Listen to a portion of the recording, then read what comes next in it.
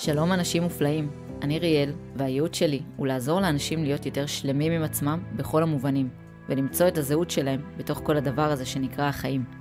אני עוזרת לאנשים לבטא את עצמם ולהוציא החוצה את המתנות שלהם, דרך הביטוי העצמי הייחודי להם. שנים חיפשתי דרך שדרכה אוכל להנגיש את הייעוד הזה לעולם, וככה למעשה נולד הפודקאסט הזה. הפודקאסט שלי שנקרא האמת.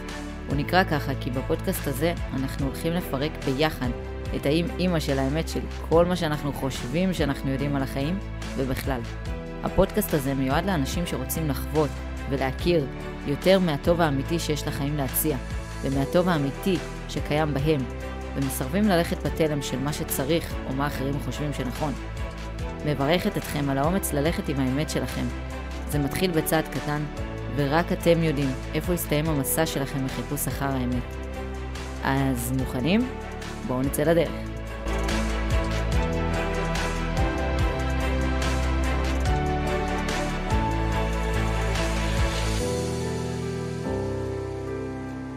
ברוכים הבאים לפודקאסט האמת. בפרק של היום אנחנו הולכים לדבר על נושא מאוד מאוד מאוד מעניין וחשוב ואפילו קריטי. בטח יצא לכם להתקל בו במקומות אחרים בצורה כזאת או אחרת, אם אתם נמצאים לא מאתמול בעולם ההתפתחות האישית, והנושא הוא קבלת החלטות. וואו, נושא מאוד מאוד חשוב בחיים, כי אני חושבת שהמון המון דברים בסופו של דבר מתגלגלים ונובעים בחיים שלנו מקבלת ההחלטות שלנו. ואנחנו רוצים בפרק הזה להבין מהי קבלת החלטות גרועה, אפשר לקרוא לזה ככה, ומהי קבלת החלטות טובה.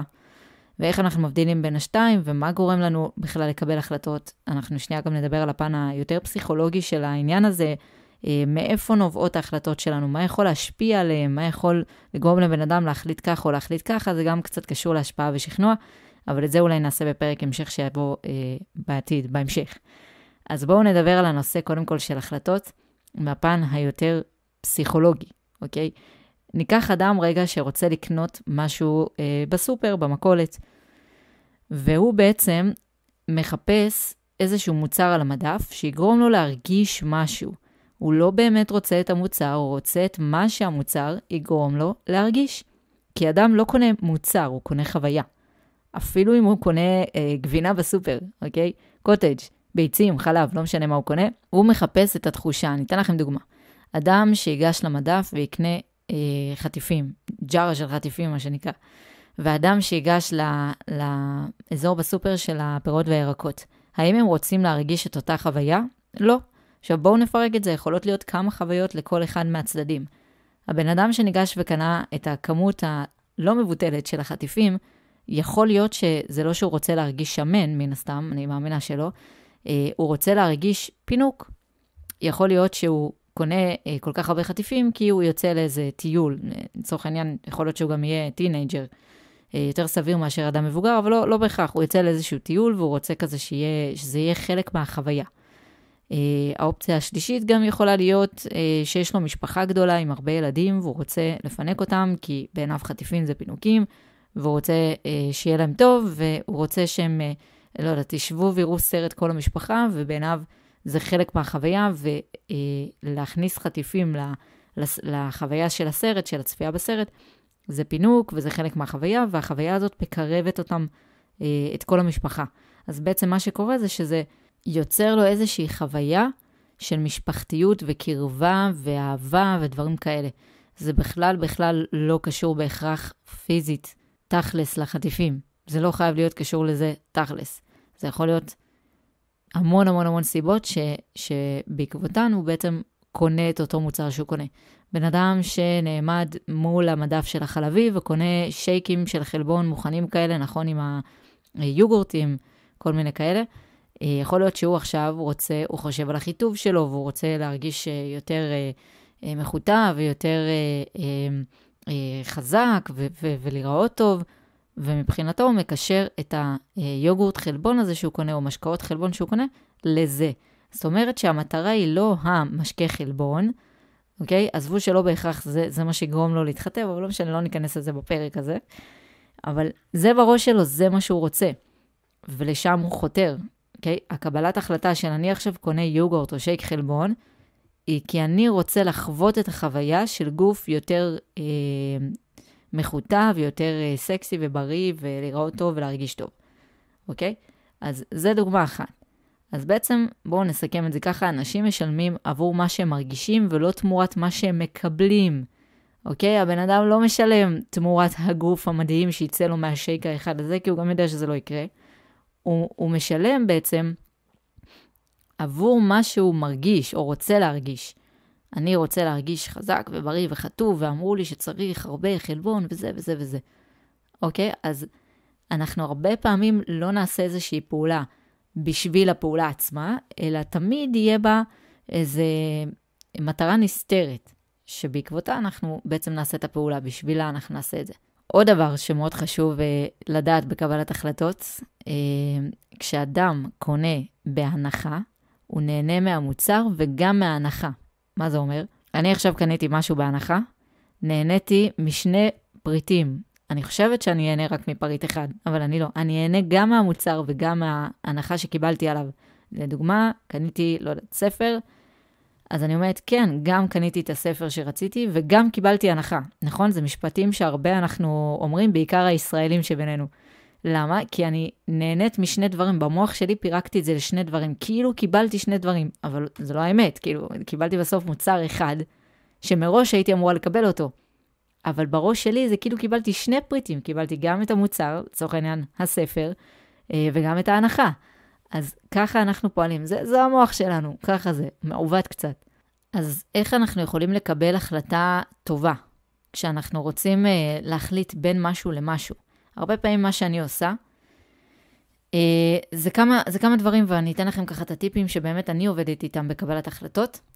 אני מאוד בעד קודם כל המנגנון הזה של בעד ונגד.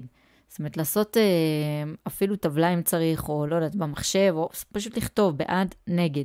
מה יקרה אם אני עכשיו אקבל את ההחלטה הזאת? יקרה א' ב' ג'. אוקיי, מה יקרה אם אני לא אקבל את ההחלטה הזאת? יקרה ב' ג' ד', לא יודעת מה. אז אני עכשיו רוצה, לדוגמה, להירשם לאיזשהו מקום לימודים. בסדר? סתם לצורך הדוגמה. ואני אומרת לעצמי, מה יקרה אם אני ארשם? וואו, איזה כיף. אני אחווה שנה מדהימה שבה אני אלמד משהו בתחום שאני אוהבת ומעשיר אותי ומקדם אותי, ויכול גם לקדם אותי בקריירה, ואני אכיר עוד אנשים, ואני, אם ניקח את זה לדוגמה שלי, יכול להיות ששם אני אכיר את בעלי, יכול להיות ששם אני אכיר כל מיני אנשים שאני יכולה לעשות איתם שיתופי פעולה עסקיים, אני אכיר חברים חדשים, אני אכיר אנשים, מורים אולי, שאני אוכל לארח בעתיד בפרקים בפודקאסט, וכולי וכולי וכולי וכולי, עוד הרשימה ארוכה. בסדר, זה כשאני שם את הדוגמה רגע עליי, הנה נתתי לכם דברים תכלס, פרקטית, איך אני עושה את החישובים. יופי, אני מסתכלת על כל הפרמטרים. זה בפן החיובי, בבעד. בואו נלך לנגד. למה נגד? כי יכול להיות שזה יגזול לי הרבה מאוד זמן שאותו אני רוצה לשים על הנושא של קריירה, ויותר על עשייה, ואולי זה גם תקופה שאני צריכה יותר לעשות כסף עכשיו, ולהתמקד בזה, ואז זה יוריד לי קצת ימי עבודה בשבוע.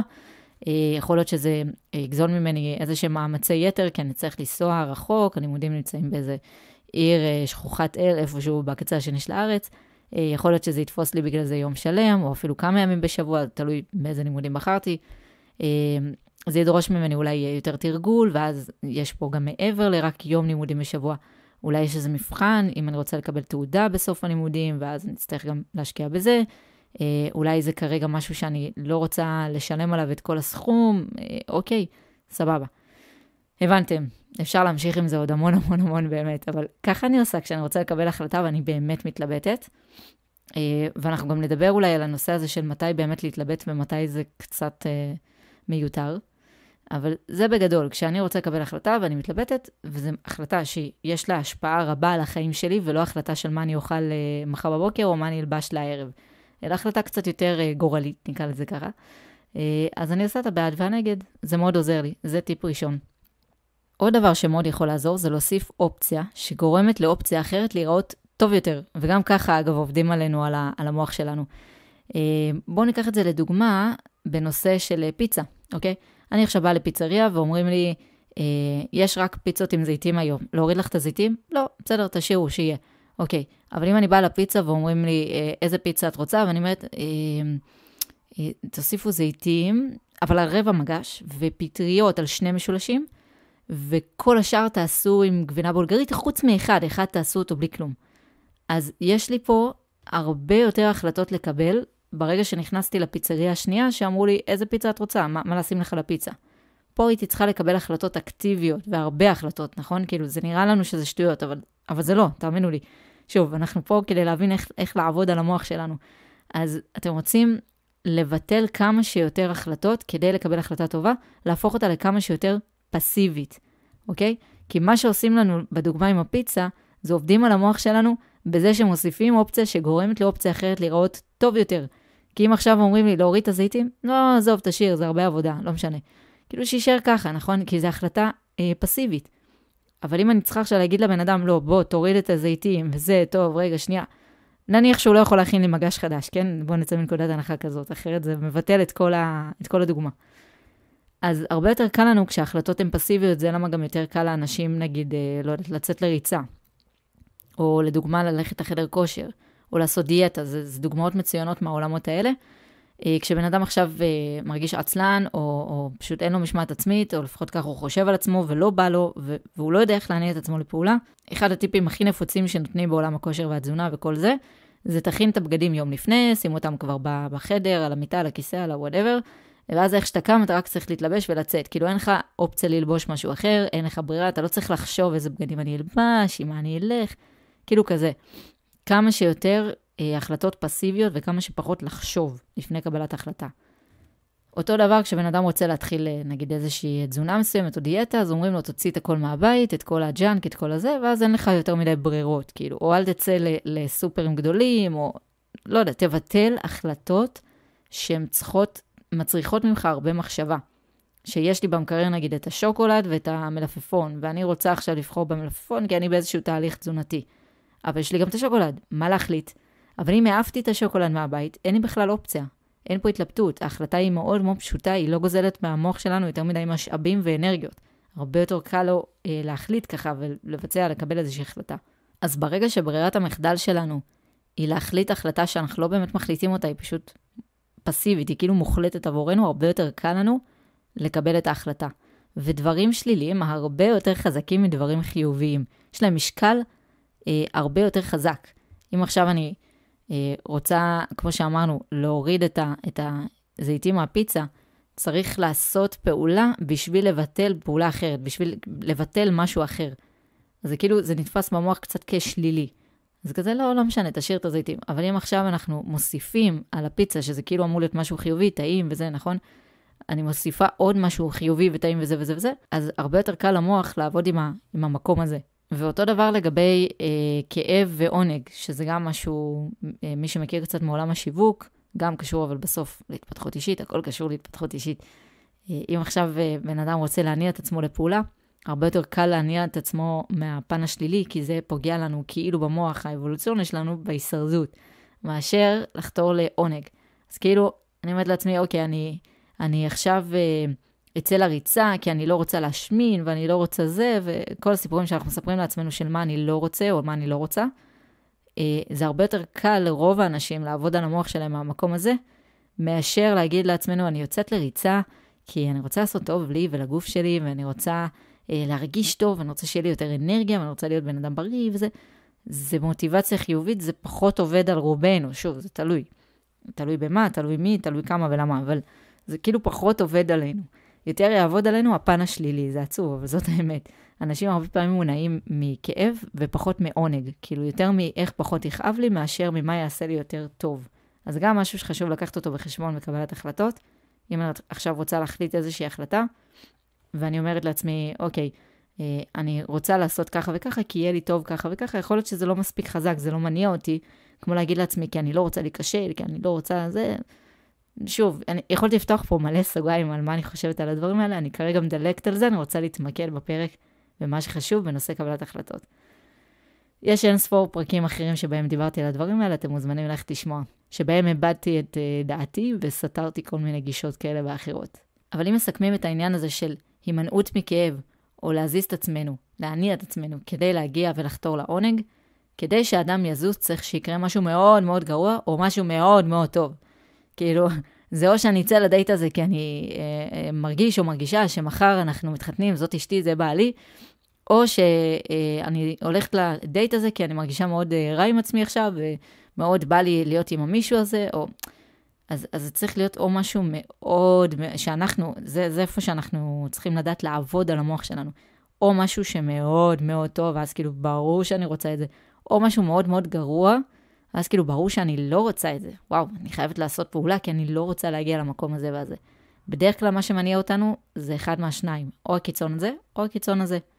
החוכמה היא לדעת להניע את המוח שלנו לפעולה גם כשלא מופיעים אחד מהקיצוניות. קיצונות האלה, לא יודעת איך אומרים קיצון ברבים, וואי, מעניין. אבל הבנתם אותי.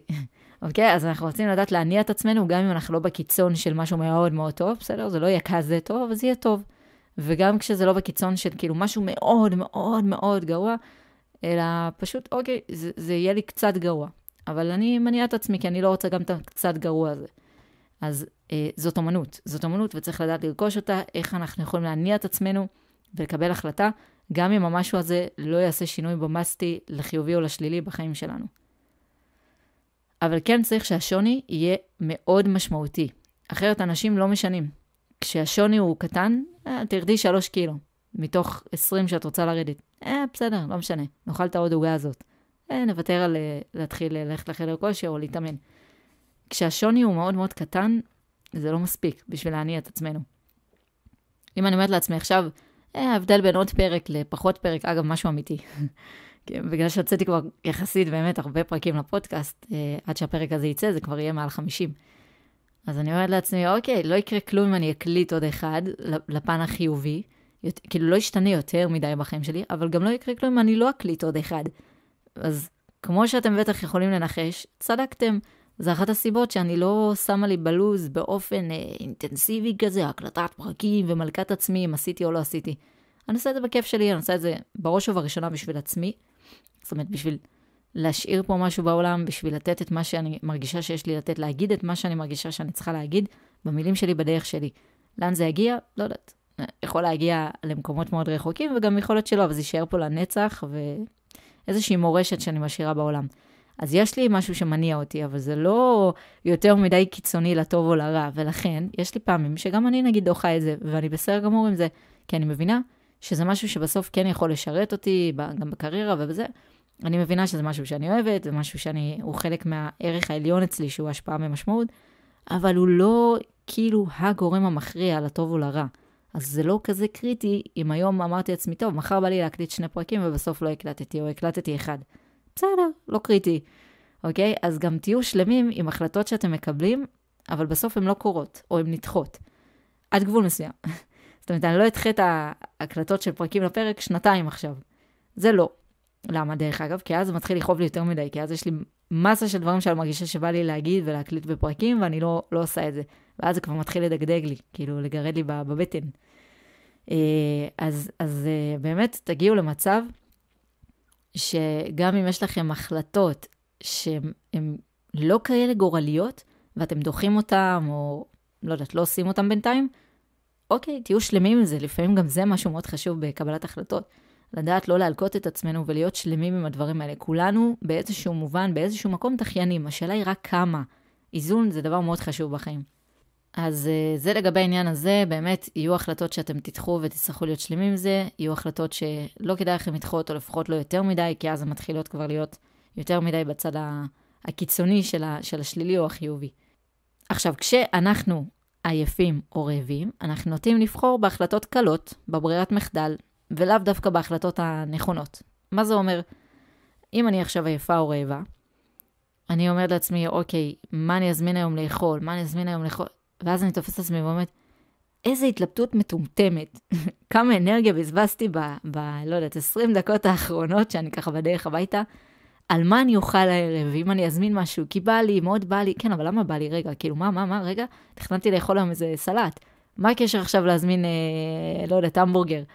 כי אני עייפה ורעבה, ודי, וסוף יום, ועזבו אותי, ואין מה להכין עכשיו, ולא היה כלום בבית בבוקר. נכון? אז כשאתם עייפים או רעבים, תנסו כמה שיותר שההחלטות שלכם יהיו פסיביות. אולי נגיד להכין יום לפני את הארוחת ערב של הערב, או לבקש ממישהו להכין לי משהו קטן, לא יודעת, להכין לי חביתה, או להוציא את הדברים מהמקרר כדי שאני אבוא וזה כבר יהיה לי על השיש, ואני רק אצטרך כאילו לחתוך לסלט ולשים איזה משהו, וזהו, כאילו, הכל פיקס, מוכן. אולי להוציא מהמקפיא בבוקר משהו שאני מחממת לי רק בערב, וזהו, כאילו, פיקס. בלי יותר מדי מחשבות ומאמצים. לצאת לאימון, לא לצאת לאימון. קבעתי בתחילת שבוע ביומן, שהיום אני יוצאת לאימון, אז אני כבר ידעתי מראש בבוקר שבערב אני אגיע הביתה ויצא לאימון. אין פה יותר מדי להחליט. והכנתי לי את הנעליים לא יודע, את הטייץ את הבגדים שאני מתאמנת איתם, הכנתי לי מראש. ההחלטה נהייתה פסיבית. זה מאוד מאוד חשוב, בפרט כשאתם עייפים, רעבים, או אגב כל מצב כזה או אחר, פיזית וגופנית. עצובים, מבואסים, מבולבלים, בנות, כשאתן במחזור, כל הדברים האלה. כמה שיותר החלטות פסיביות, וכמה שפחות החלטות אקטיביות. בסדר? זה רק ייטיב איתכם. אז אנחנו נעשה לדעתי פרק המשך. וואו, כבר הגענו מספיק זמן. מספיק זמן. אז אנחנו לדעתי נמשיך את הפרק הזה בחלק ב', פרק המשך. לא יודעת אם זה רק אני, אבל לאחרונה זה מרגיש כאילו יש הרבה פרקים שהם פרקי המשך, אולי כי פשוט יצא לי להקליט אותם בבת אחת. אז יהיו פרקים שיעלו ככה בחלקים, וזה כנראה הולך להיות אחד מהם, כי אני מרגישה שזה מספיק לפרק הזה, וכן יש לי עוד מה להגיד בנושא של קבלת החלטות, והייתי רוצה ככה להעביר לכם יותר בעניין הזה. אז קודם כל, אנחנו נחתום את הפרק פה, ואני אגיד לכם תודה שהאזנתם, תודה שאפשרתם לי לתת קצת מהטוב שאלוהים שם בי עבורכם, שאני אוכל להעביר אותו הלאה. שתפו את הפרק הזה, אנחנו נמצאים בכל הפלטפורמות, לא יודעת אם עדיין יש גוגל פודקאסט, אבל בכל השאר, בספוטיפיי, באפל פודקאסט, וכמובן ביוטיוב. אם אתם נמצאים ביוטיוב ועדיין לא רשומים לערוץ, יותר ממזמינה אתכם לעשות את זה כדי להישאר מעודכנים ולקבל תוכן נוסף שמופיע רק בסרטונים. אפשר גם לדרג את הפודקאסט, זה מאוד יכול לעזור לנו להגיע יחד לכמה שיותר אוזניים שבאמת זקוקות לידע הזה.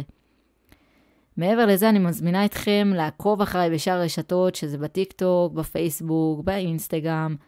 אם תחקרו ממש יכול להיות שאני נמצאת גם בעוד, יש איזו רשת חדשה, אפילו לא זוכרת איך קוראים לה, שהיא דרך האינסטגרם. בקיצור, לא חסר איפה למצוא אותי. ואתם יכולים למצוא את הכישורים להכל בתחתית הפרק.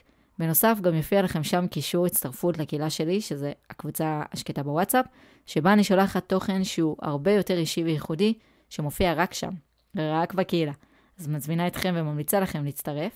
ומי שרוצה ומרגיש שהגיע הזמן שלו והוא בשל לעשות איזשהו תהליך עם עצמו, שבאמת יעזור לו ככה להבין איך הוא מפתח זהות חזקה ויציבה, כזאת שהוא סומך על ההחלטות שלו ויודע איך לקבל אותן בצורה שתטיב איתו, איך הוא יכול למצוא את האמת הפנימית שלו שמשרתת אותו ויכולה להוביל אותו לכיוון ההצלחה וההגשמה שלו, ולהבין סוף סוף מה הייעוד שלו, איך להגשים אותו ולחיות חיים מרגשים, אותנטיים, מלאי תשוקה ואהבה והגשמה.